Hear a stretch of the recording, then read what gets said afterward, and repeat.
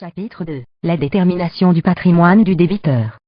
Section 1. La détermination du passif. La détermination du passif est une étape cruciale dans le cadre d'une procédure collective. Selon l'article L622-2 alinéa 2 du Code de commerce, dès l'ouverture de la procédure, le débiteur est tenu de remettre à l'administrateur et au mandataire judiciaire une liste de ses créanciers. Cette liste doit inclure le montant des dettes et créances ainsi que les principaux contrats en cours.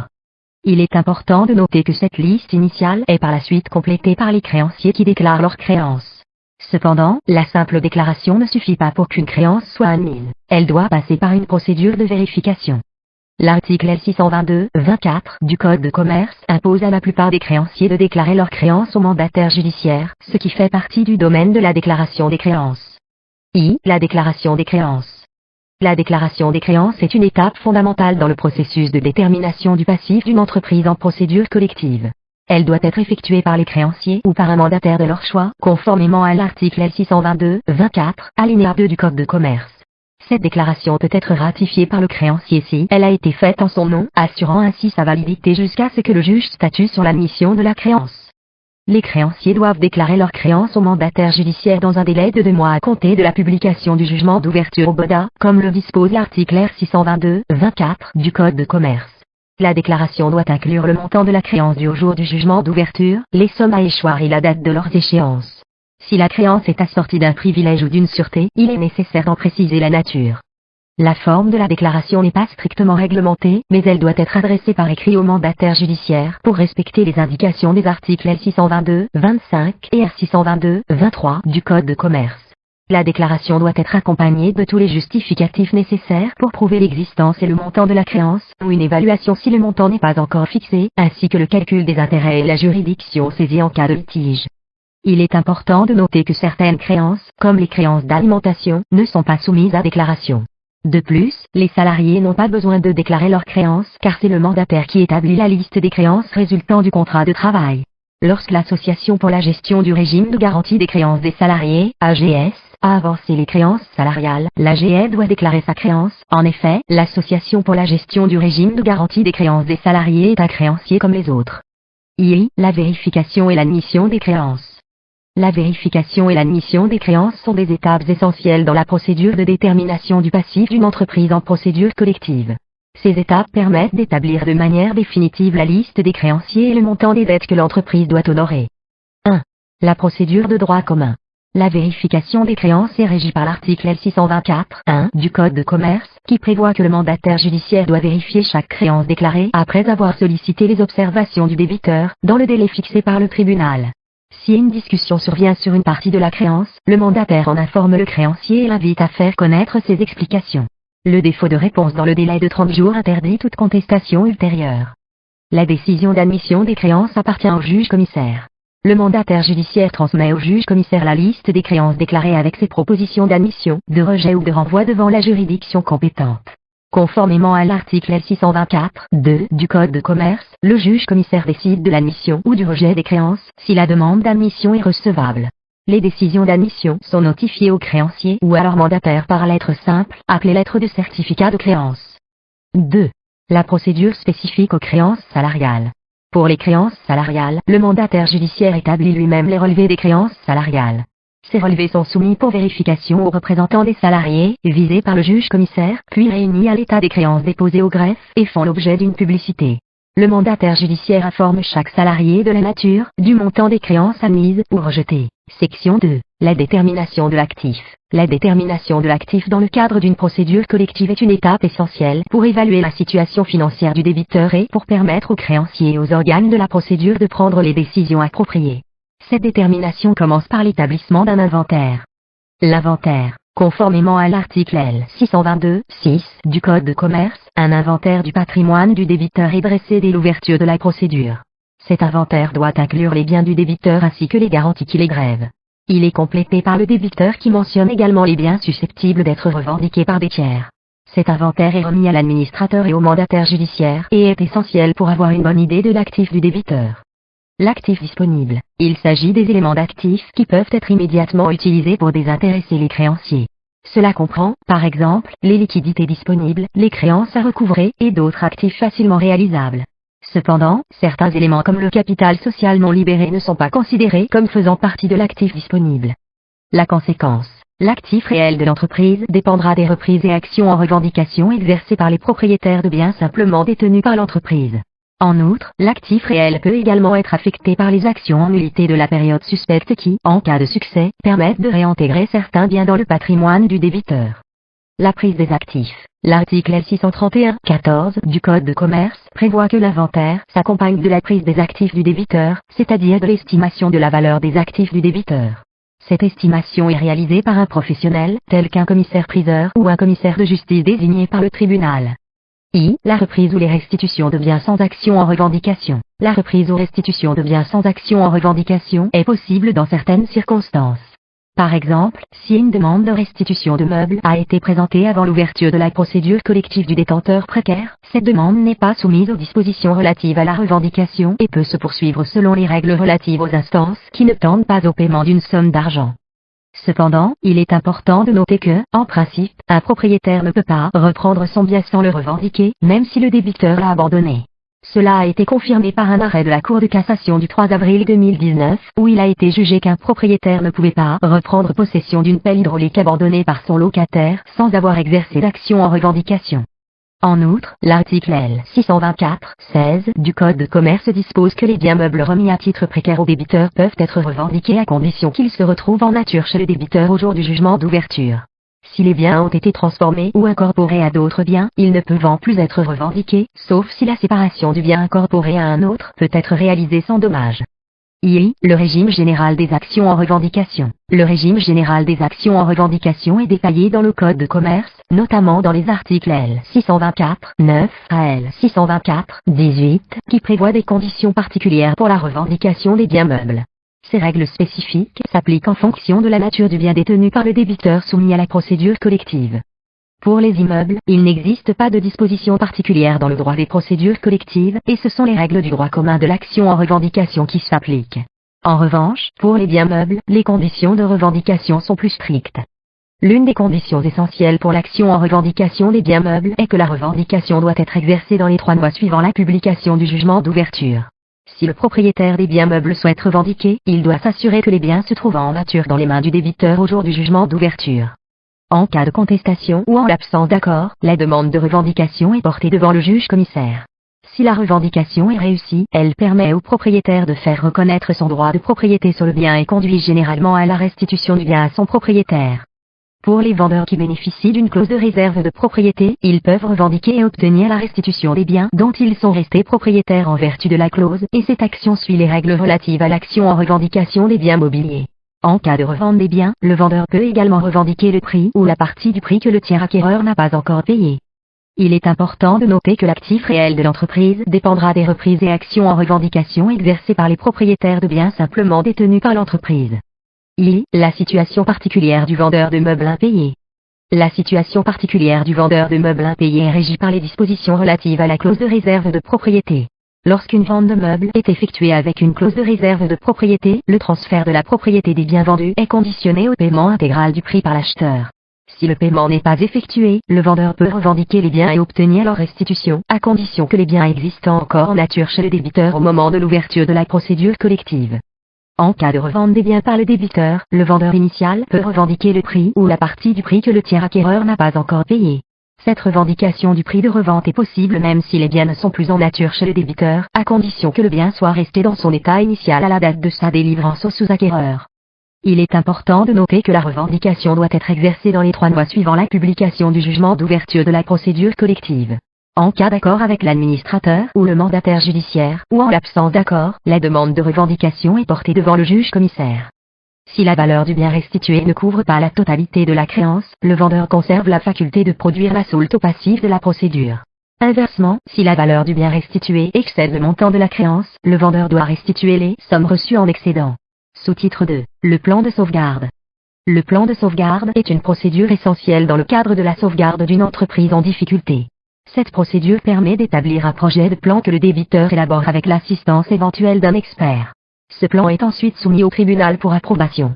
La phase préparatoire du plan de sauvegarde est cruciale et comprend une période d'observation durant laquelle l'administrateur et le débiteur négocient avec les créanciers pour obtenir des remises de dette et des délais de paiement tout en présentant les mesures de restructuration de l'entreprise.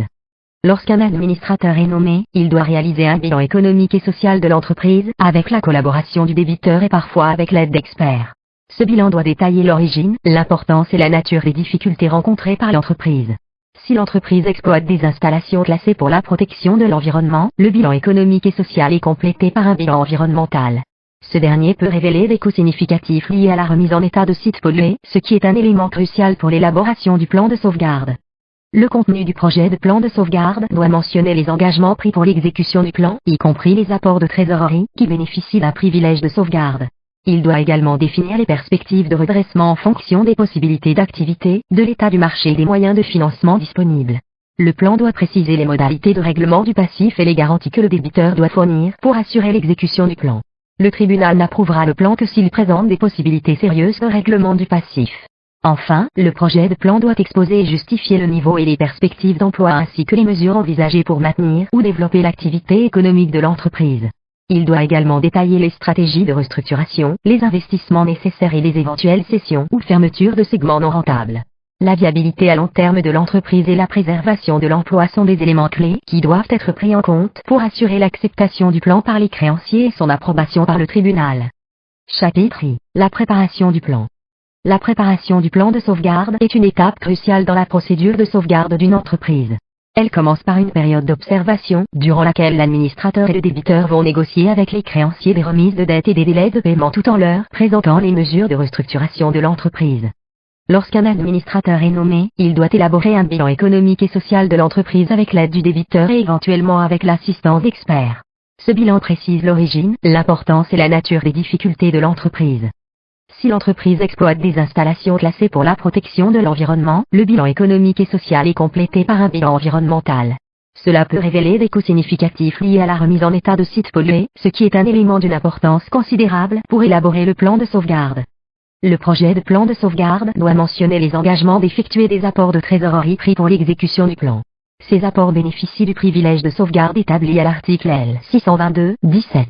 Le projet de plan détermine également les perspectives de redressement en fonction des possibilités et des modalités d'activité, de l'état du marché et des moyens de financement disponibles.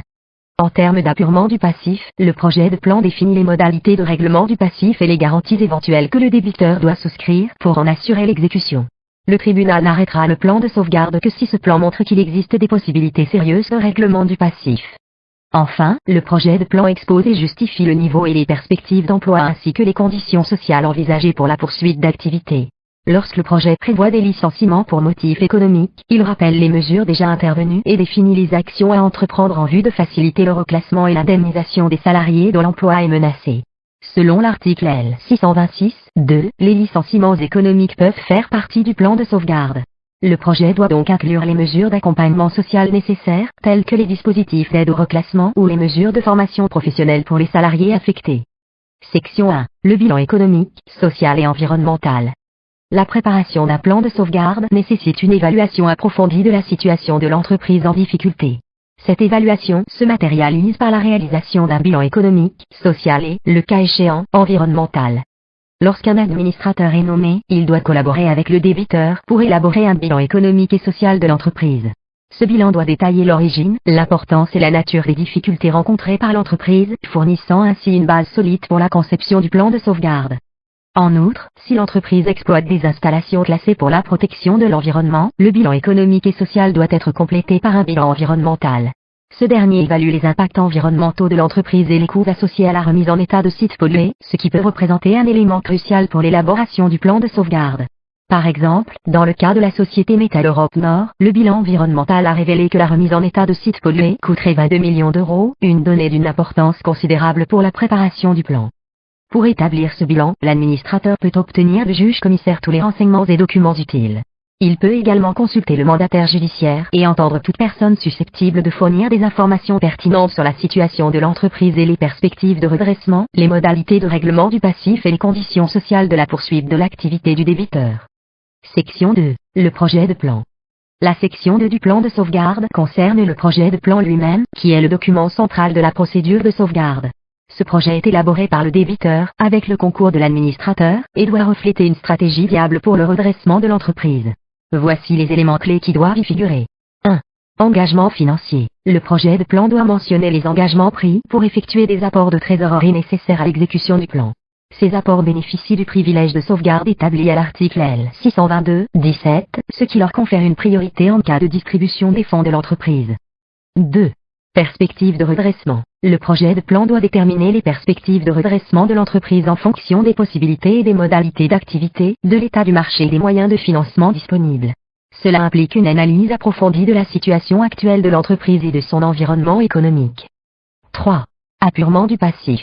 Le projet de plan définit les modalités de règlement du passif et les garanties éventuelles que le débiteur doit souscrire pour en assurer l'exécution. Le tribunal n'arrêtera le plan de sauvegarde que si ce plan montre qu'il existe des possibilités sérieuses de règlement du passif. Le plan peut inclure des remises de dettes, des délais de paiement ou la conversion de dettes en titres donnant ou pouvant donner accès au capital. 4. Emploi et conditions sociales. Le projet de plan doit exposer et justifier le niveau et les perspectives d'emploi ainsi que les conditions sociales envisagées pour la poursuite d'activité. Si des licenciements économiques sont prévus, le projet doit rappeler les mesures déjà prises et définir les actions à entreprendre pour faciliter le reclassement et l'indemnisation des salariés concernés. Le projet de plan doit également inclure les modalités de paiement des dividendes, qui représentent la fraction des dettes que le débiteur s'engage à payer selon les termes du plan.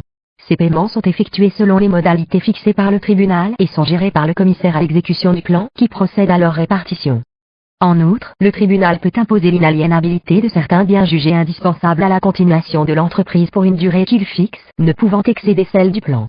Cette mesure est soumise à publicité et toute aliénation irrégulière est susceptible d'être annulée. Le jugement arrêtant le plan a une portée significative. Il met fin aux opérations de sauvegarde, entraîne la déchéance des délais de paiement accordés et permet aux créanciers de recouvrer l'intégralité de leurs créances, déduction faite des sommes déjà aperçues. Si l'inexécution du plan s'accompagne de la cessation de paiement du débiteur, le tribunal peut décider la résolution du plan et ouvrir une procédure de redressement judiciaire ou, si le redressement est manifestement impossible, une procédure de liquidation judiciaire.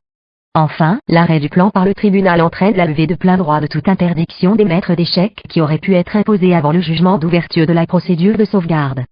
Le contenu du projet de plan. Le contenu du projet de plan de sauvegarde est un élément essentiel dans la procédure de sauvegarde d'une entreprise en difficulté financière. Il comprend plusieurs composantes clés qui doivent être soigneusement élaborées et présentées pour obtenir l'approbation du tribunal.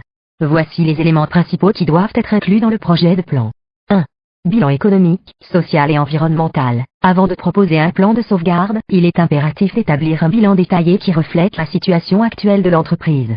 Ce bilan doit inclure une analyse économique, une évaluation des implications sociales pour les employés et, si applicable, un bilan environnemental, surtout si l'entreprise opère dans des secteurs soumis à des réglementations environnementales strictes.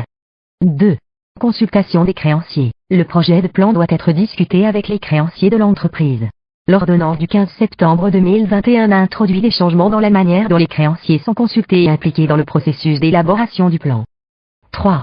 Contenu du projet de plan. Le projet doit détailler les mesures prévues pour redresser l'entreprise, y compris les engagements financiers, les perspectives de redressement, les modalités de règlement du passif, et les conditions sociales pour la poursuite de l'activité. Il doit également préciser les mesures d'accompagnement pour les salariés potentiellement affectés par des licenciements économiques. 4. Vote des créanciers. Le texte juridique décrit les conditions du vote des différentes classes de créanciers et les critères que le tribunal prend en compte pour arrêter ou rejeter le plan. 5. Durée du plan et mesures complémentaires. La durée du plan de sauvegarde doit être définie, ainsi que les mesures complémentaires que le tribunal peut juger nécessaires pour assurer la viabilité à long terme de l'entreprise. Le rôle de l'administrateur dans la préparation du plan de sauvegarde est crucial. En présence d'un administrateur, la préparation du plan nécessite de réaliser un bilan économique, social et, selon le cas, un bilan environnemental. L'administrateur collabore avec le débiteur pour élaborer ce bilan, qui précise l'origine, l'importance et la nature des difficultés de l'entreprise. Si l'entreprise exploite des installations classées pour la protection de l'environnement, le bilan économique et social est complété par un bilan environnemental. Pour établir ce bilan, l'administrateur reçoit du juge commissaire tous les renseignements et documents utiles.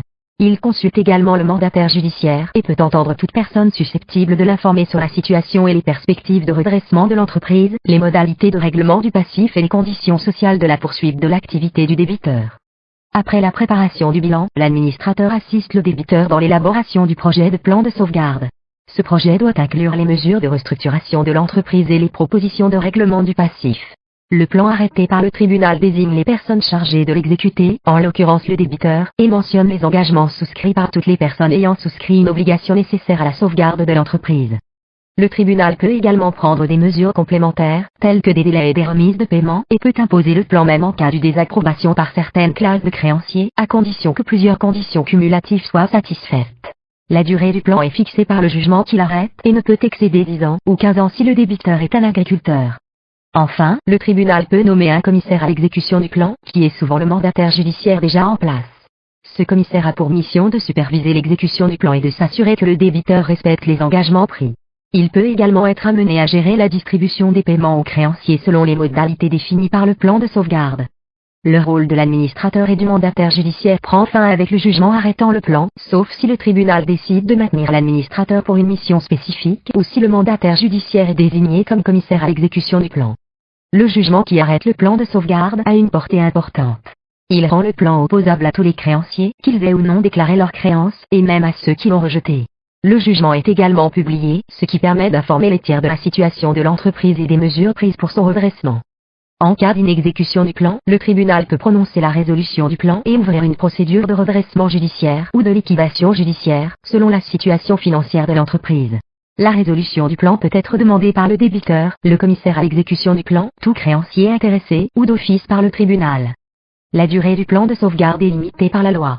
Elle ne peut excéder 10 ans, sauf pour les agriculteurs pour lesquels la durée peut être étendue à 15 ans. Cette durée est fixée par le tribunal en fonction de la capacité de l'entreprise à redresser sa situation financière et à respecter les engagements pris dans le plan. En résumé, le projet de plan de sauvegarde est un document complexe qui doit être élaboré avec soin pour assurer la viabilité à long terme de l'entreprise en difficulté. Il implique une collaboration étroite entre le débiteur, l'administrateur, le mandataire judiciaire, et éventuellement des experts, pour négocier avec les créanciers et présenter les mesures de restructuration de l'entreprise. Le projet de plan doit mentionner les engagements d'apport de trésorerie, déterminer les perspectives de redressement, définir les modalités de règlement du passif, et exposer les perspectives d'emploi ainsi que les conditions sociales envisagées pour la poursuite de l'activité. La consultation des créanciers. La consultation des créanciers est une étape essentielle dans le processus d'élaboration du plan de sauvegarde. Avant l'ordonnance du 15 septembre 2021, les créanciers étaient consultés sur le projet de plan au moyen de deux procédures distinctes. La procédure ordinaire pour le créancier qui ne faisait pas partie d'un comité de créanciers, et une procédure spécifique pour les comités de créanciers constitués en application des articles L. 626, 29 et suivants du Code de commerce.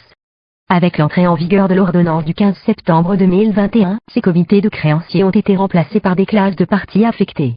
La constitution de ces classes concerne uniquement certaines entreprises, notamment celles dépassant certains seuils ou celles qui détiennent ou contrôlent une autre société, dès lors que l'ensemble des sociétés concernées atteignent les seuils fixés. Selon l'article L. 626, 30 du Code de commerce, seules les parties affectées se prononcent sur le projet de plan. Les parties affectées sont les créanciers dont les droits sont directement affectés par le projet de plan, ainsi que les membres de l'Assemblée générale extraordinaire ou de l'Assemblée des associés, si leur participation au capital du débiteur, les statuts ou leurs droits sont modifiés par le projet de plan. Les créances résultant du contrat de travail, les droits à pension acquis au titre d'un régime de retraite professionnelle et les créances alimentaires ne sont pas affectées par le plan. Les titulaires de ces créances ne sont donc pas des parties affectées susceptibles d'appartenir à une classe. La composition des classes de parties affectées est déterminée en considération des créances et droits nés antérieurement à la date du jugement d'ouverture de la procédure. C'est l'administrateur qui répartit les parties affectées en classes, et les créanciers d'une même classe doivent être liés par des intérêts communs. Chapitre 2. L'arrêt du plan par le tribunal. Chapitre 2. L'arrêt du plan par le tribunal. L'arrêt du plan de sauvegarde est une décision cruciale prise par le tribunal pour déterminer l'avenir de l'entreprise en difficulté. Voici les étapes et considérations clés que le tribunal prend en compte lors de l'arrêt du plan. A. La décision du tribunal. Le tribunal statue sur le plan de sauvegarde en prenant en compte le bilan économique et social ainsi que le projet de plan. Il écoute les parties concernées, y compris le ministère public, le débiteur, l'administrateur, le mandataire judiciaire, les contrôleurs, et les représentants du comité d'entreprise ou, à défaut, les délégués du personnel. B. Choix entre l'arrêt ou le rejet du plan. Le tribunal doit arrêter le plan lorsqu'il existe une possibilité sérieuse pour l'entreprise d'être sauvegardée.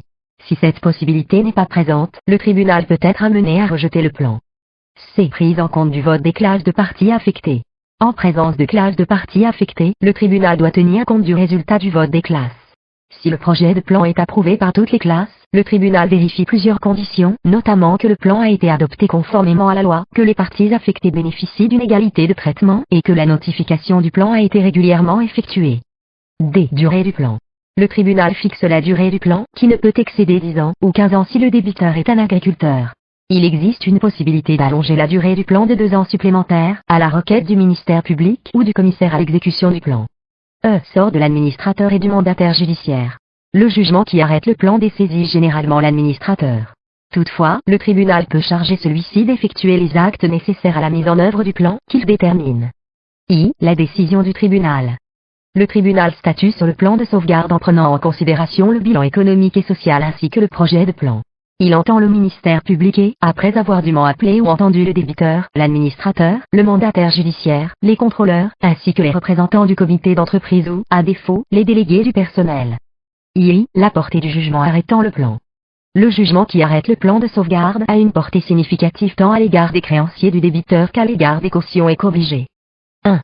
L'efficacité du jugement à l'égard des parties. Selon l'article L. 626-11 du Code de commerce, le jugement qui arrête le plan rend ses dispositions opposables à tous les créanciers, qui doivent respecter les termes du plan. Les personnes qui consentant à un nouvel apport de trésorerie pour l'exécution du plan bénéficiant d'un privilège de sauvegarde. Dès l'adoption du plan, le débiteur recouvre tous ses pouvoirs de gestion, sous réserve des contraintes résultant des dispositions du plan. 2. Les cautions et co-obligés. Dans la procédure de sauvegarde, les co-obligés et les personnes physiques ayant consenti une sûreté personnelle ou ayant affecté ou cédé un bien en garantie peuvent se prévaloir des dispositions du plan arrêtées par le jugement. Cela ne s'applique qu'aux personnes physiques et non aux personnes morales. C. Les publicités et voies de recours. Le jugement qui arrête ou rejette le plan est publié dans les mêmes conditions que le jugement d'ouverture. Il est susceptible d'appel ou de pourvoi en cassation de la part de plusieurs parties, y compris le débiteur, l'administrateur, le mandataire judiciaire, le comité d'entreprise ou, à défaut, les délégués du personnel, ainsi que du ministère public. L'appel n'a pas d'effet suspensif, sauf si le ministère public est l'appelant. Le jugement est également susceptible de tierce opposition, une voie de recours extraordinaire ouverte aux personnes qui n'ont été ni parties, ni représentées dans une instance. Elle permet d'attaquer la décision qui leur fait grief et de faire déclarer qu'elle leur est inopposable. I. Les publicités et voies de recours. A. Publicité. Le jugement qui arrête ou rejette le plan est publié dans les mêmes conditions que le jugement d'ouverture. Cette publicité est essentielle pour informer les tiers de la situation juridique de l'entreprise et des éventuelles restrictions qui en découlent. B. Voies de recours. 1. Appel et pourvoi en cassation. Le jugement est susceptible d'appel ou de pourvoi en cassation de la part du débiteur, de l'administrateur, du mandataire judiciaire, du comité d'entreprise ou, à défaut, des délégués du personnel ainsi que du ministère public. Ces recours permettent de contester la décision du tribunal. 2. Effet suspensif. L'appel n'a pas d'effet suspensif, ce qui signifie que le jugement peut être exécuté dès qu'il a été signifié, sauf si l'appel est interjeté par le ministère public, auquel cas il est suspensif. 3. Tierce opposition. Enfin, le jugement est susceptible de tierce opposition. Cette voie de recours est ouverte aux personnes qui n'ont été ni parties, ni représentées dans une instance, leur permettant d'attaquer la décision qui leur fait grief et de faire déclarer qu'elle leur est inopposable. Chapitre 3. Le déroulement du plan. Section 1. L'exécution du plan. Dès l'adoption du plan, le débiteur doit en exécuter les dispositions, sous la surveillance du commissaire à l'exécution du plan. Il existe la possibilité de modifier le plan en cours d'exécution, conformément aux dispositions de l'article L. 626-26 du Code de commerce. Lorsque les engagements ont été tenus, le tribunal, à la requête du commissaire, du débiteur ou de tout intéressé, constate la fin de l'exécution du plan L. 626-28. Cette décision permet de supprimer de tous les registres la mention de l'existence d'un plan de sauvegarde en cours d'exécution par le débiteur. La fin de l'exécution du plan marque la fin de la procédure de sauvegarde, et le droit commun s'applique de nouveau, permettant aux créanciers d'exercer des poursuites individuelles. Section 2. L'inexécution du plan. Il faut distinguer deux situations dans lesquelles le débiteur ne peut pas tenir les engagements du plan. Lorsque l'inexécution du plan ne s'accompagne pas de la cessation des paiements du débiteur, le commissaire à l'exécution du plan procède au recouvrement des dividendes conformément aux dispositions arrêtées dans le plan. Par ailleurs, le tribunal peut prononcer la résolution du plan L. 626-27 I, alinéa 1er.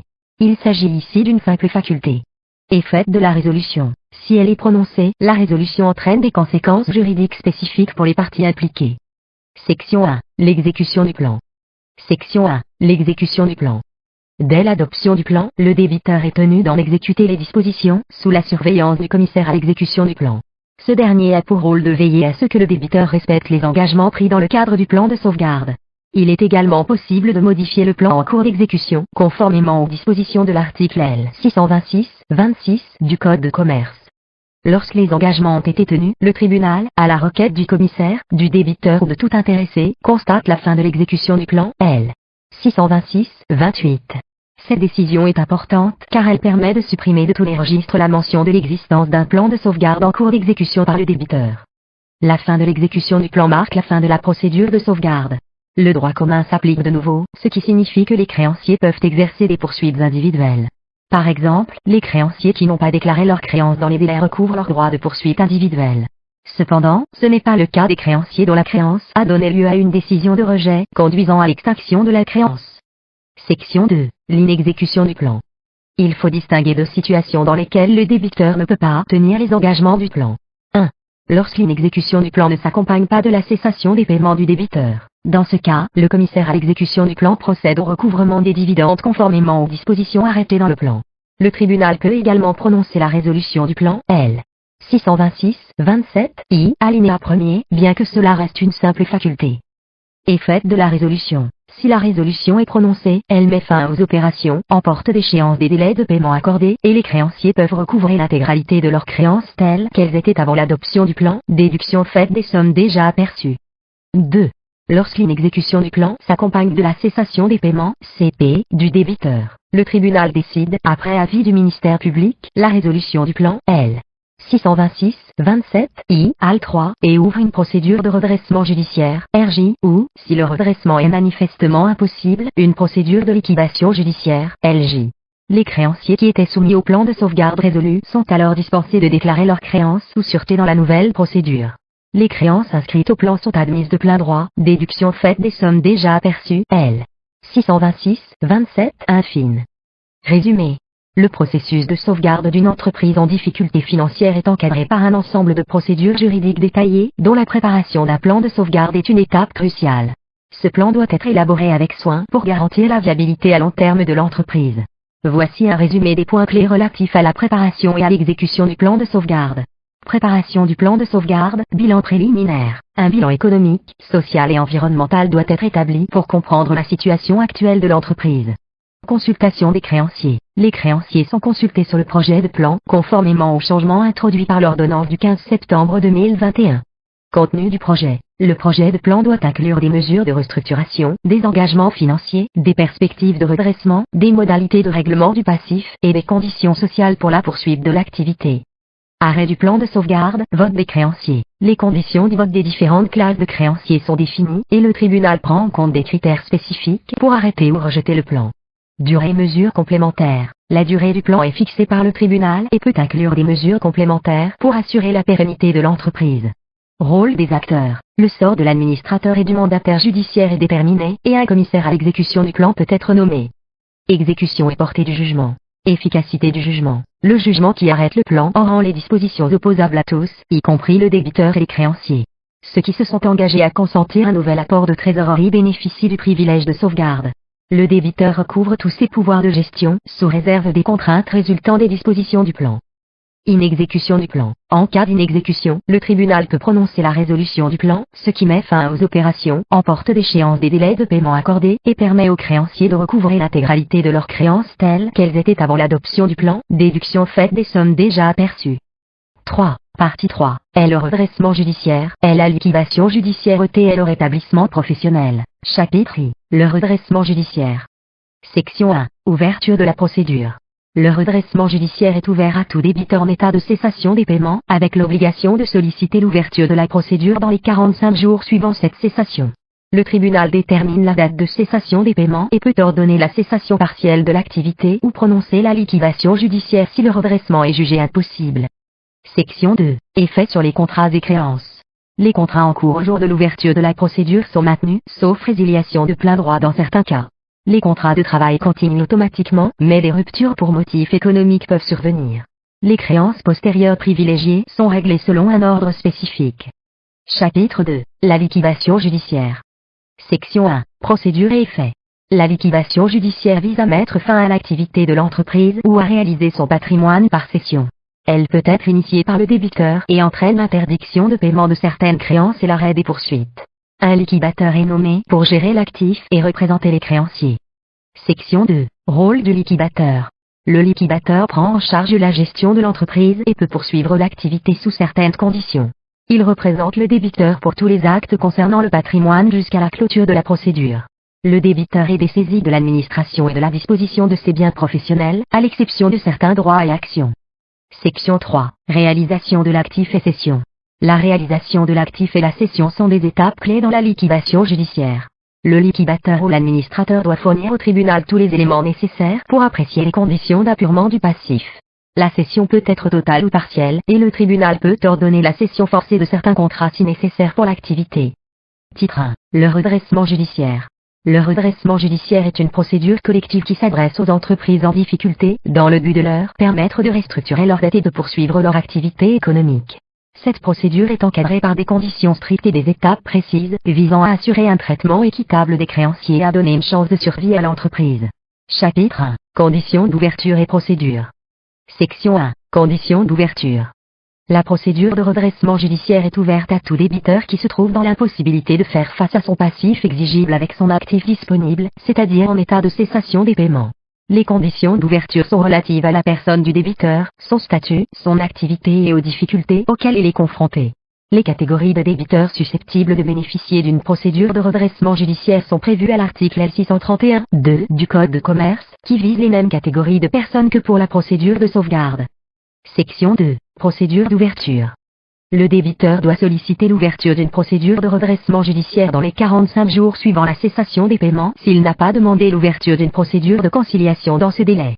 En l'absence de procédure de conciliation en cours, le tribunal peut être saisi par le débiteur, le ministère public ou un créancier pour ouvrir une procédure de redressement judiciaire. Chapitre 2. Déroulement de la procédure. Section 1. Période d'observation. Une fois la procédure ouverte, une période d'observation est instaurée, durant laquelle le tribunal évalue la capacité de l'entreprise à poursuivre son activité et à financer la poursuite de cette période. Le tribunal se prononce au regard d'un rapport établi par l'administrateur, ou à défaut d'administrateur par le débiteur. Si le redressement est manifestement impossible, le tribunal peut ordonner la cessation partielle de l'activité ou prononcer la liquidation judiciaire. Pendant cette période, le débiteur bénéficie d'une protection étendue, mais brève, ne pouvant excéder 6 mois et pouvant être renouvelée une fois à la demande motivée de l'administrateur, du ministère public ou du débiteur. Chapitre I. L'ouverture de la procédure. La procédure de redressement judiciaire est régie par des conditions spécifiques d'ouverture, qui sont établies dans le Code de commerce. Ces conditions sont détaillées dans les articles L631-1 et suivants. Section 1. Les conditions d'ouverture de la procédure. La procédure de redressement judiciaire est ouverte à tout débiteur qui se trouve dans l'impossibilité de faire face à son passif exigible avec son actif disponible, c'est-à-dire en état de cessation des paiements, conformément à l'article L631-1 du Code de commerce.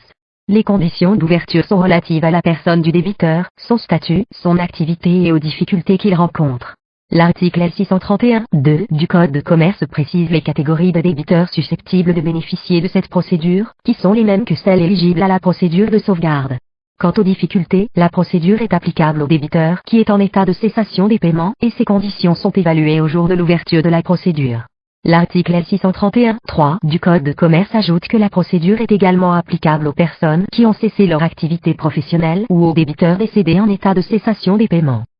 Section 2. La procédure d'ouverture. 1. L'auteur de la demande. Le débiteur doit solliciter l'ouverture d'une procédure de redressement judiciaire dans les 45 jours suivant la cessation des paiements, à moins qu'une procédure de conciliation n'ait été demandée dans ce délai, comme le dispose l'article L631-4 du Code de commerce. En l'absence de procédure de conciliation, le tribunal peut être saisi soit sur requête du ministère public, soit sur assignation d'un créancier, indépendamment de la nature de sa créance, selon l'article L640-4 du Code de commerce. II. Tribunal compétent et jugement d'ouverture. Le tribunal compétent pour ouvrir une procédure de redressement judiciaire est le tribunal de commerce pour les commerçants et les sociétés commerciales, ou le tribunal judiciaire pour les autres débiteurs, notamment les artisans, les agriculteurs et les personnes morales de droit privé non commerçantes. Le jugement d'ouverture de la procédure de redressement judiciaire a pour effet de désigner les organes de la procédure, tels que le juge-commissaire, l'administrateur judiciaire, si sa nomination est jugée nécessaire, le mandataire judiciaire, les représentants des salariés et les contrôleurs. Ces nominations sont essentielles pour la gestion de la procédure et la représentation des intérêts des différentes parties impliquées. Le jugement d'ouverture va également fixer la date de cessation des paiements, qui est cruciale car elle détermine le début de la période suspecte. Durant cette période, certains actes réalisés par le débiteur peuvent être annulés s'ils sont jugés préjudiciables aux intérêts des créanciers. La date de cessation des paiements peut être reportée par le tribunal, mais une fois fixée, elle est prise en considération pour toute la procédure. Il est important de noter que le débiteur a l'obligation de demander l'ouverture d'une procédure de redressement judiciaire dans les 45 jours suivant la cessation des paiements, à moins qu'il n'ait demandé l'ouverture d'une procédure de conciliation dans ces délais. Si le débiteur ne respecte pas cette obligation, le tribunal peut être saisi par le ministère public ou par un créancier. En résumé, le tribunal compétent est celui qui a la juridiction sur le débiteur en fonction de son activité, et le jugement d'ouverture est le mécanisme par lequel la procédure de redressement judiciaire est formellement initiée, avec la nomination des organes de la procédure et la fixation de la date de cessation des paiements. Chapitre 2. Le déroulement de la procédure. Section 1. La période d'observation. La période d'observation est une phase cruciale dans la procédure de redressement judiciaire. Elle est initialement fixée à 6 mois et peut être renouvelée une fois, conformément à l'article L631-7 du Code de commerce, qui renvoie à l'article L631-3. Cette période peut débuter par une phase de 2 mois, au terme de laquelle le tribunal peut ordonner la poursuite de la période d'observation si le débiteur a la capacité de financer cette poursuite.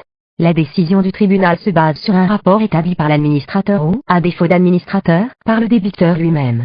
Si le tribunal décide de ne pas poursuivre la période d'observation, la procédure peut basculer vers une liquidation judiciaire. À tout moment durant cette période, le tribunal peut, à la demande de l'une des parties concernées, débiteur, administrateur, contrôleur, ministère public ou mandataire judiciaire, ordonner la cessation partielle de l'activité ou prononcer la liquidation judiciaire si le redressement est manifestement impossible, comme le dispose l'article L631-15 du Code de commerce. Durant la période d'observation, le débiteur bénéficie de règles spécifiques visant à protéger l'entreprise et à permettre la poursuite de son activité en vue de l'élaboration d'un plan de redressement. Ces règles sont détaillées dans les articles L631-14 et L631-18 du Code de commerce, ainsi que dans les articles L621-1 et L621-3 du Code de commerce, qui concernent notamment les actes de gestion courante, les actes conservatoires, l'interdiction des paiements et des poursuites, et les règles relatives à la poursuite des contrats en cours et à la déclaration des créances. Pendant la période d'observation, le débiteur est protégé contre ses créanciers pour favoriser la poursuite de l'activité en vue de l'élaboration d'un plan de redressement. 1. La protection de l'entreprise contre ses créanciers.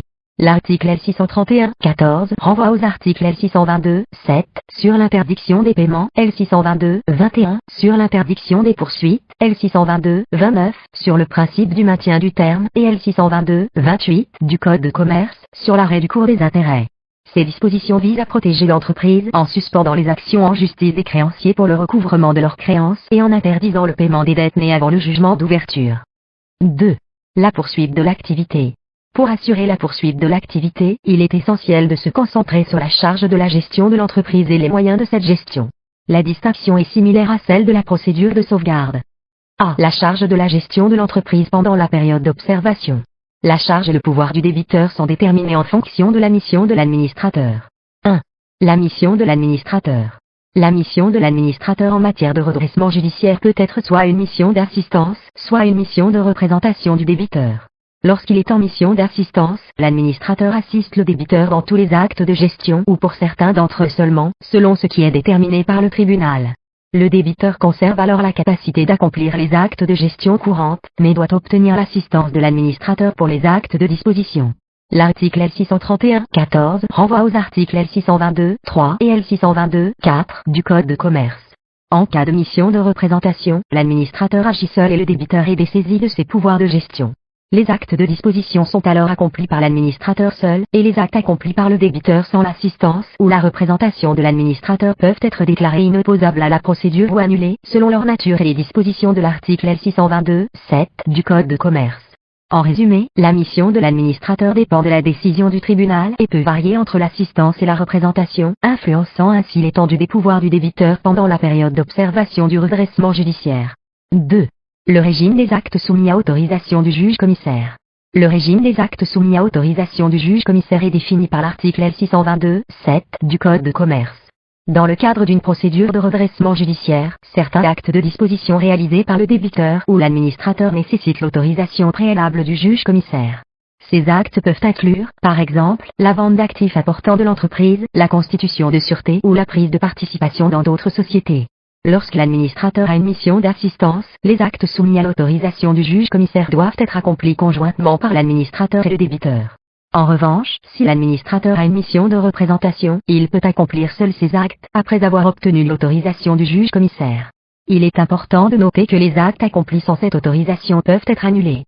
Cela garantit que les intérêts des créanciers et de l'entreprise sont protégés et que les actes de disposition sont réalisés dans le cadre légal et sous le contrôle du tribunal. 3. La rémunération du débiteur ou de ses dirigeants. La rémunération du débiteur ou de ses dirigeants dans le cadre d'une procédure de redressement judiciaire est maintenue en l'état, sauf décision contraire du juge commissaire. Cette décision peut être prise sur demande de l'administrateur, du mandataire judiciaire ou du ministère public. Si le débiteur est une personne physique ou si les dirigeants sont ceux d'une personne morale, ils peuvent demander au juge commissaire de fixer des subsides prévus sur l'actif pour eux et leur famille, en l'absence de rémunération. Pour un entrepreneur individuel, le juge commissaire doit prendre en compte les revenus éventuels perçus par l'entrepreneur au titre des patrimoines non visés par la procédure. 4. L'interdiction des cessions de droits sociaux par les dirigeants de la personne morale. L'interdiction des cessions de droits sociaux par les dirigeants de la personne morale en période de redressement judiciaire est établie par l'article L631-10 du Code de commerce. À compter du jugement d'ouverture, les parts sociales, les titres de capital ou les valeurs mobilières donnant accès au capital de la personne morale, qui sont détenus par les dirigeants de fait ou de droit, rémunérés ou non, ne peuvent être cédés qu'avec l'autorisation du tribunal et dans les conditions qu'il fixe. Toute cession réalisée sans respecter ces conditions est frappée de nullité. Si le tribunal impose des conditions à la cession des droits sociaux, il doit en informer les tiers sur les registres où la personne morale est immatriculée. En cas d'interdiction de cession, l'administrateur ou le mandataire judiciaire doit mentionner l'incessibilité des parts sur ces registres. Les titres de capital ou les valeurs mobilières donnant accès au capital sont transférés sur un compte bloqué ouvert par l'administrateur ou, à défaut, par le juge commissaire. 5. La cession de l'entreprise. Pendant la période d'observation en redressement judiciaire, la cession de l'entreprise peut être envisagée comme une solution pour assurer la continuité de l'activité et le maintien des emplois. Cette cession peut être totale ou partielle et doit être réalisée dans le respect des dispositions légales prévues par le Code de commerce. L'article L631-13 du Code de commerce dispose que dès l'ouverture de la procédure de redressement judiciaire, les tiers peuvent soumettre à l'administrateur judiciaire des offres de reprise de l'entreprise. Ces offres doivent tendre au maintien de l'activité de l'entreprise, de tout ou partie des emplois et à l'appurement du passif. L'administrateur judiciaire a pour mission d'informer les représentants du personnel de ces offres et de la possibilité pour les salariés de soumettre leurs propres offres de reprise. La cession de l'entreprise est régie par les articles L642-1 et suivants du Code de commerce, qui détaillent les modalités de cession en cas de liquidation judiciaire. Bien que ces articles soient spécifiques à la liquidation judiciaire, ils sont également applicables, par envoi de l'article L631-13, à la cession d'entreprise en redressement judiciaire. Il est important de noter que la cession de l'entreprise pendant la période d'observation doit être autorisée par le tribunal et que l'administrateur judiciaire joue un rôle central dans la préparation et la présentation des offres de reprise au tribunal pour approbation. Les moyens de gestion dans le cadre d'une procédure de redressement judiciaire, notamment en ce qui concerne les contrats en cours et les créances postérieures privilégiées, sont les suivants. B. Les moyens de la gestion. 1. Le sort des contrats en cours. L'article L631-14 du Code de commerce renvoie aux articles L622-12 et L622-13 pour la gestion des contrats en cours. Lorsque l'administrateur exige la continuation d'un contrat et que la prestation promise par le débiteur porte sur le paiement d'une somme d'argent, le paiement doit se faire au comptant, sauf si l'administrateur obtient des délais de paiement de la part du co-contractant du débiteur. 2. Les créances postérieures privilégiées. Conformément à l'article L631-14 du Code de commerce, qui renvoie à l'article L622-17, les créances nées régulièrement après l'ouverture de la procédure de redressement judiciaire sont considérées comme privilégiées. Elles sont payées à échéance ou, à défaut, bénéficient d'un privilège qui leur confère un rang de paiement prioritaire par rapport à certaines autres créances. Ces moyens de gestion sont essentiels pour permettre la poursuite de l'activité de l'entreprise en difficulté et pour préparer le terrain pour une éventuelle restructuration ou cession. Section 2. La détermination du patrimoine du débiteur. La détermination du patrimoine du débiteur en procédure collective est une étape cruciale pour établir l'étendue des actifs disponibles pour le règlement des créanciers. Cette détermination s'effectue selon plusieurs règles et principes établis par le Code de commerce. 1. Inventaire des biens. Dès l'ouverture de la procédure de redressement ou de liquidation judiciaire, un inventaire des biens du débiteur est réalisé. Cet inventaire permet de déterminer les actifs qui seront utilisés pour désintéresser les créanciers. 2. Nullité de certains actes. L'article L632-1 du Code de commerce prévoit la nullité de plein droit de certains actes qui pourraient affecter le patrimoine du débiteur. Ces actes peuvent être annulés s'ils ont été réalisés pendant la période suspecte et ont pour effet de diminuer l'actif disponible pour les créanciers. La nullité peut concerner des actes à titre gratuit ou des contrats commutatifs déséquilibrés. 3. Revendication de biens. Les créanciers ou les tiers peuvent revendiquer des biens en possession du débiteur mais qui leur appartiennent non légitimement. L'article L631-18 renvoie aux articles L624-5 et suivants du Code de commerce, qui régissent les droits de reprise ou d'action en revendication. Ces règles permettent de distinguer les biens qui appartiennent réellement aux débiteurs de ceux qui sont détenus pour le compte de tiers. 4. Action en nullité. Il est possible d'agir en nullité de certains actes accomplis pendant la période suspecte, voire dans les 6 mois qui précèdent la cessation des paiements. Ces actions en nullité peuvent être de droit ou facultatives, et leur but est de réintégrer des biens ou des droits dans le patrimoine du débiteur. 5. Créances postérieures. Les créances nées régulièrement après l'ouverture de la procédure sont considérées comme des créances postérieures privilégiées. Elles doivent être payées à échéance et, en cas de non-paiement, elles bénéficient d'un privilège qui leur confère un rang de paiement prioritaire par rapport à certaines autres créances, conformément à l'article L622-17 du Code de commerce. A. Les actes qui font l'objet de nullité de droit. Ils sont énumérés dans l'article L632-1 du Code de commerce, qui prévoit 13 cas de nullité de plein droit. Les 13 actes qui font l'objet de nullité de droit en vertu de l'article L632-1 du Code de commerce sont les suivants. 1. Acte à titre gratuit translatif de propriété. Toute donation ou acte similaire réalisé pendant la période suspecte. 2. Contrat commutatif déséquilibré. Contrat où les obligations du débiteur excèdent notablement celles de l'autre partie. 3. Paiements anormaux. Paiements effectués pour des dettes non échues ou par des moyens inhabituels. 4. Dépôts et consignations. Actes relatifs à des dépôts ou consignations non nécessaires. 5. Constitution de sûreté pour des dettes antérieures. Création de garanties pour des dettes contractées avant la période suspecte. 6. Mesures conservatoires élevées d'options d'achat. Mesures prises pour conserver des biens ou exercer des options d'achat. 7. Transfert fiduciaire. Transfert de propriété à titre de garantie. 8. Acte portant affectation nouvelle ou modification d'affectation de biens. Changement dans l'affectation des biens de l'entrepreneur individuel. 9. Déclaration d'insaisissabilité. Acte déclarant certains biens insaisissables. 10. Cession de droits sociaux par les dirigeants. Vente ou transfert de parts sociales ou actions par les dirigeants de l'entreprise. 11. Cession de l'entreprise. Vente ou transfert de l'entreprise ou de ses actifs. 12. Licenciement pendant la période d'observation. Rupture de contrat de travail non conforme aux règles spécifiques de la procédure collective. 13. Créances postérieures privilégiées. Reconnaissance ou paiement de créances nées après l'ouverture de la procédure sans respecter leur caractère privilégié. Ces actes sont susceptibles d'être annulés car ils peuvent être préjudiciables aux intérêts des créanciers à l'équité du processus de redressement ou de liquidation judiciaire. La nullité de ces actes a pour but de rétablir l'égalité entre les créanciers et de préserver l'intégrité du patrimoine du débiteur pour que celui-ci soit réparti de manière équitable lors de la procédure collective. B. Les actes qui font l'objet de nullité facultative. Ils sont ceux pour lesquels le juge a la discrétion de prononcer la nullité, à condition de motiver sa décision. Le Code de commerce prévoit la nullité facultative pour certains actes accomplis dans les 6 mois qui précèdent la cessation des paiements. Ces actes peuvent être annulés si le juge estime qu'ils sont préjudiciables aux intérêts des créanciers ou à l'équité du processus de redressement ou de liquidation judiciaire. L'annulation de ces actes a pour effet de réintégrer des biens ou des droits dans le patrimoine du débiteur. Les actes qui font l'objet de nullité facultative en vertu du Code de commerce français ne sont pas explicitement listés comme tels dans un article unique, contrairement aux actes de nullité de droit. La nullité facultative est généralement prononcée par le juge pour des actes qui ont été réalisés pendant la période suspecte et qui sont préjudiciables aux intérêts des créanciers. Ces actes peuvent inclure, mais ne sont pas limités à 1. Vente à des conditions défavorables, cession d'actifs à des prix inférieurs à leur valeur de marché. 2. Paiement de dettes non échues, paiement effectué par le débiteur pour des dettes qui n'étaient pas encore dues. 3. Constitution de sûreté, création de garanties ou de sûreté pour des dettes antérieures sans contrepartie suffisante. 4.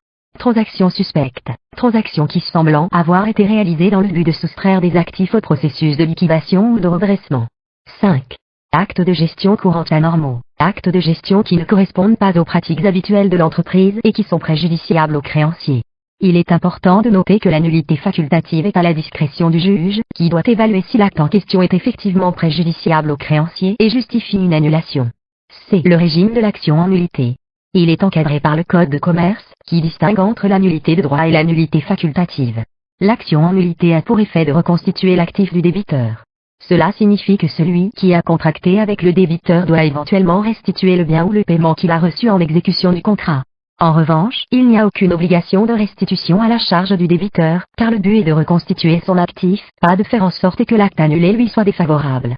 Le créancier pourra obtenir un relevé de forclusion s'il est trop tard pour déclarer sa créance. Pour les créanciers qui ont obtenu des sûretés, ils voient leur créance admise à titre chirographaire, on annule la sûreté et non pas la créance. La nullité a un effet erga omnes à l'égard de tous, elle produit ses effets, même à l'égard d'un sous-acquéreur de bonne foi. La majeure différence en redressement judiciaire, c'est qu'il est possible d'agir en nullité de certains actes accomplis pendant la période suspecte, idem en matière de liquidation judiciaire, voire dans les 6 mois qui précèdent la cessation des paiements. Il s'agit des actes accomplis entre la date de cessation des paiements et la date du jugement d'ouverture, ils peuvent faire l'objet de nullité de droit ou facultative. L'annulation des actes aura pour effet de remettre les choses en l'état et de faire réintégrer des biens ou des droits dans le patrimoine du débiteur. Il faut bien distinguer les cas qui font l'objet de nullité de droit et les cas de nullité facultative. Titre 2. La procédure de liquidation judiciaire et le rétablissement professionnel. Le titre 2 du Code de commerce français traite de la procédure de liquidation judiciaire et du rétablissement professionnel. La liquidation judiciaire est une procédure collective qui intervient lorsque le redressement de l'entreprise est manifestement impossible. Elle a pour but de réaliser les actifs du débiteur et de répartir le produit entre les créanciers selon les règles de priorité établies par la loi. La procédure de liquidation judiciaire est ouverte à tout débiteur en état de cessation des paiements dont le redressement est manifestement impossible. Le débiteur doit solliciter une liquidation judiciaire au plus tard dans les 45 jours qui suivent la cessation de paiement, s'il n'a pas, dans ce délai, déjà demandé l'ouverture d'une procédure de conciliation. Le rétablissement professionnel est une procédure simplifiée de liquidation judiciaire qui s'adresse aux débiteurs personnes physiques dont l'actif ne comprend pas de biens immobiliers et dont la situation est irrémédiablement compromise. Cette procédure permet d'effacer les dettes du débiteur sans liquidation préalable de ses biens, sous certaines conditions. Les conditions d'ouverture, la procédure et les effets de la liquidation judiciaire et du rétablissement professionnel sont détaillés dans les articles L640-1 et suivants pour la liquidation judiciaire, et L645-1 et suivants pour le rétablissement professionnel, du Code de commerce. Sous-titre 1. La procédure de liquidation judiciaire. Chapitre I. L'ouverture de la procédure de liquidation judiciaire. Section 1. Les conditions d'ouverture. Les conditions d'ouverture de la procédure de liquidation judiciaire sont fixées aux articles L640-1 et suivants du Code de commerce. L'article L640-1 indique que le débiteur doit être en état de cessation des paiements et que son redressement doit être manifestement impossible. Le débiteur est dans la possibilité manifeste de procéder lui-même au redressement de son activité. Les conditions d'ouverture sont relatives à la personne du débiteur, son statut, son activité et aux difficultés auxquelles il est confronté. Concernant la personne du débiteur, les catégories de débiteurs susceptibles de bénéficier d'une procédure de liquidation judiciaire sont prévues à l'article L640-2 du Code de commerce, qui ouvre la procédure aux personnes qui exerçant une activité visée par cet article et qui ont cessé leur activité professionnelle, ou sont décédées en état de cessation des paiements. En ce qui concerne les difficultés, la procédure de liquidation judiciaire est applicable aux débiteurs en état de cessation des paiements, les conditions s'apprécient au jour d'ouverture de la procédure. Section 2. La procédure d'ouverture. La procédure d'ouverture de la liquidation judiciaire est détaillée dans la section 2 du Code de commerce. L'article L640-4 du Code de commerce prévoit que le débiteur peut solliciter une liquidation judiciaire au plus tard dans les 45 jours qui suivent la cessation de paiement, s'il n'a pas, dans ce délai, déjà demandé l'ouverture d'une procédure de conciliation. Lorsqu'une personne est en cessation des paiements, elle peut soit avoir recours à la procédure de conciliation ou de la procédure de redressement judiciaire. Si aucune de ces procédures n'est en cours, le tribunal peut être saisi soit sur requête du ministère public, soit sur assignation d'un créancier, quelle que soit la nature de sa créance, pour ouvrir une procédure de liquidation judiciaire. En l'absence de procédure de conciliation en cours, un créancier peut également demander la liquidation judiciaire sous cette même réserve, article L640-5 du Code de commerce. Pour les personnes décédées ou ayant cessé leur activité, les limites sont les mêmes qu'en redressement judiciaire, 1 an à compter de la cessation de l'activité. Le tribunal compétent pour ouvrir une procédure de liquidation judiciaire est défini à l'article L641-1 du Code de commerce, et les conditions sont les mêmes que les autres procédures collectives. Section 3. Les effets de l'ouverture de la procédure. Les effets de l'ouverture de la procédure de liquidation judiciaire sont multiples et ont un impact significatif sur la situation du débiteur, des créanciers et des tiers. L'article L641-1 du Code de commerce dispose que le jugement qui ouvre la liquidation judiciaire désigne le juge commissaire, et peut, en cas de nécessité, en désigner plusieurs, ainsi que des liquidateurs judiciaires, des représentants des salariés et les contrôleurs. Au moment de l'ouverture de la procédure, certains effets sont similaires à ceux de la sauvegarde. L'article L641-3 du Code de commerce renvoie à une série de dispositions applicables en matière de sauvegarde, notamment L'interdiction de paiement des créances mais antérieurement au jugement d'ouverture, à l'exception du paiement par compensation des créances connexes, comme le dispose l'article L622-7 et alinéa 1er et 3 du Code de commerce. Les créances antérieures peuvent être payées au liquidateur ou à l'administrateur sur autorisation du juge-commissaire pour retirer le gage ou la chose légitimement retenue ou pour lever la chose retenue pour un contrat de crédit-bail, selon l'article L641-3 alinéa 2 du Code de commerce. Les créances mais postérieurement au jugement d'ouverture autres que les créances postérieures privilégiées telles qu'elles sont mentionnées à l'article L622-7 du Code de commerce. Le régime de ces créances est fixé à l'article L641-13 du Code de commerce. L'interdiction de réaliser ou de conclure un pacte compromissoire. Concernant les sanctions des paiements ou des actes accomplis en violation des interdictions, l'article L641-3 renvoie à l'article L642-7 du Code de commerce, qui prévoit la nullité avec un délai de 3 ans pour agir. L'article L622-21 du Code de commerce traite de la suspension des poursuites individuelles contre le débiteur dès l'ouverture de la procédure de liquidation judiciaire. Cela signifie que les créanciers ne peuvent plus intenter d'action en justice pour recouvrer leurs créances mais avant le jugement d'ouverture. Cette suspension des poursuites est connue sous le nom de gel des dettes et vise à assurer l'égalité de traitement entre les créanciers et à permettre une liquidation ordonnée des actifs du débiteur. L'article L622-22 du Code de commerce établit que les contrats en cours au moment de l'ouverture de la procédure ne sont pas automatiquement résiliés. Le liquidateur a la possibilité de choisir de poursuivre ou de résilier ces contrats. Si le liquidateur décide de poursuivre un contrat, il doit honorer les obligations qui en découlent à compter du jugement d'ouverture. Si le liquidateur décide de résilier le contrat, les conséquences de cette résiliation sont régies par les dispositions générales du droit des contrats. 1. La désignation et les pouvoirs du liquidateur. A. La désignation. Le liquidateur judiciaire est désigné par le jugement qui ouvre la liquidation judiciaire, et il s'agit généralement d'un mandataire judiciaire inscrit sur une liste. Ce professionnel peut être remplacé au cours de la procédure si nécessaire. B. L'émission. Le liquidateur a pour mission de réaliser l'actif du débiteur pour apurer le passif, de représenter les créanciers et le débiteur des saisies, et de gérer l'activité de l'entreprise si elle est provisoirement maintenue. Il peut également poursuivre ou initier des actions en justice pour protéger les intérêts des créanciers. 2. Le dessaisissement du débiteur. A. La disposition et l'administration des biens professionnels. Le jugement qui ouvre ou prononce la liquidation judiciaire entraîne le dessaisissement du débiteur de l'administration et de la disposition de ses biens composant le patrimoine engagé par l'activité professionnelle. Le débiteur ne peut plus passer de contrat, effectuer de paiement, ni exercer d'action en justice concernant ses biens. B. Les exceptions. Il existe des exceptions au dessaisissement, notamment le droit pour le débiteur de se constituer partie civile en cas du délit ou crime dont il serait victime, et l'exercice des droits et actions qui ne sont pas compris dans la mission du liquidateur, comme les actes conservatoires. Chapitre 2. Le déroulement de la procédure de liquidation judiciaire. Section 1. Le sort des contrats en cours au jour prononcé ou de l'ouverture de la liquidation judiciaire. I. Le régime général des contrats en cours. La procédure de liquidation judiciaire n'entraîne pas automatiquement la résiliation des contrats en cours. Le liquidateur a la possibilité de choisir entre la continuation ou la résiliation de ces contrats en fonction de l'intérêt de la liquidation. Pour les contrats nécessitant une prestation de paiement d'une somme d'argent par le débiteur, le liquidateur doit payer comptant ou obtenir l'accord du cocontractant pour des délais de paiement. Si le liquidateur décide de ne pas poursuivre le contrat, la résiliation se fait de plein droit dès que le cocontractant est informé de cette décision. Dans le cas où la prestation du débiteur ne porte pas sur le paiement d'une somme d'argent, le liquidateur peut demander la résiliation du contrat sur décision du juge-commissaire, notamment si la prestation est nécessaire aux opérations de liquidation et qu'elle ne porte pas atteinte aux intérêts des parties. Il existe des cas de résiliation de plein droit, notamment si le cocontractant met en demeure le liquidateur de prendre position sur la poursuite du contrat et qu'il n'obtient pas de réponse dans un délai d'1 mois. II. Les régimes spéciaux. Dans le cadre de la liquidation judiciaire, certains contrats bénéficient de régimes spéciaux de continuation, notamment les contrats de travail, les contrats de fiducie et les baux d'immeubles. A. Contrat de travail.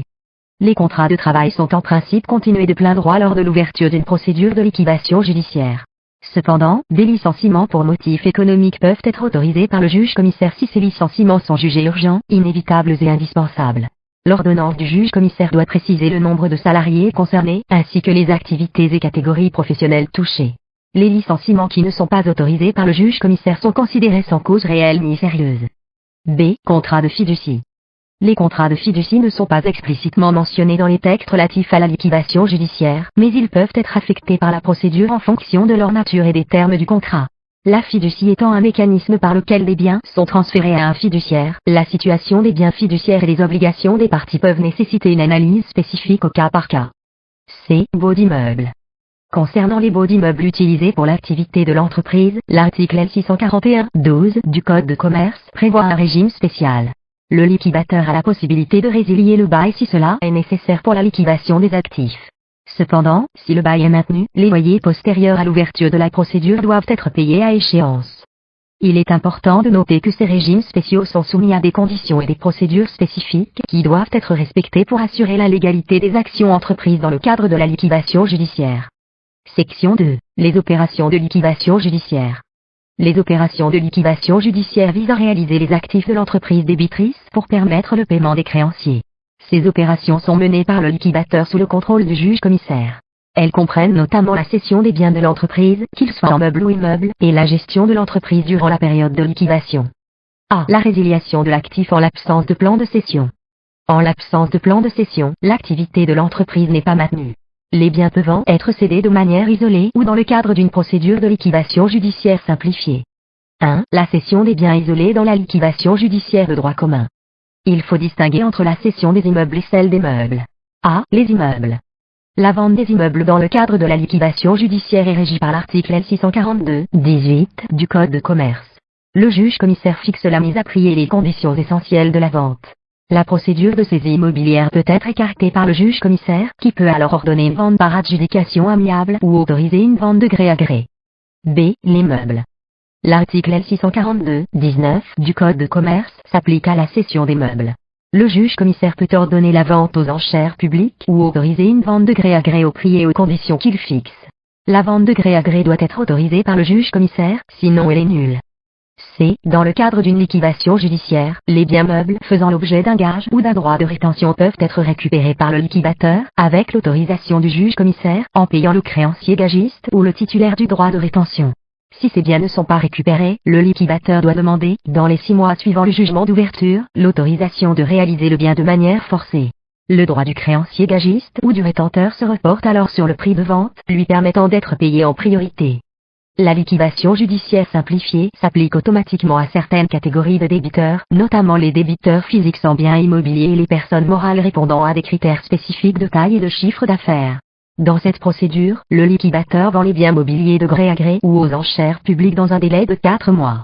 Si des biens ne sont pas vendus à l'issue de cette période, ils sont vendus obligatoirement aux enchères publiques. I. La réalisation de l'actif par la mise en œuvre d'un plan de cession.